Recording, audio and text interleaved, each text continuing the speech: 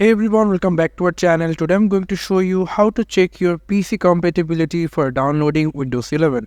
If you are thinking of downloading Windows 11 into your PC, I'm going to show you some of issues that you faces for downloading. For that, if I just open this picture over here, you can see this PC can run Windows 11 if it's showing into your Windows. And there will be three reasons. Here's why. The first one, the system disk needs to be 64 GB or larger. And then here is a second issue called this PC must support TPM 2.0. And the third one is the PC must support Secure Boot. So if it's showing into your Windows 10, if you want to download this Windows 11, first I'm going to show you the storage problem is depend on this local C drive. In your local C drive, if it's larger 64 GB, then it will be not an issue like this is showing over here. That will be not an issue. But if we go for the second option called this PC must support TPM 2.0, then you just need to check it's enabled or not. For that, you just simply can press Windows plus R, or you can just simply come over search option and going to search for run.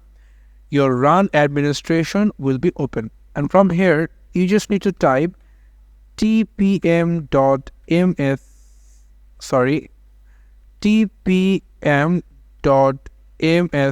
and click enter. You will get this kind of notification over here. So here you can see my TPM management is currently opened. For that, my Windows 11 is supported. But if it's not supported, then there will be option will be shows that TPM is not enabled or currently not available. For that, you just need to enable this TPM from your Windows 10.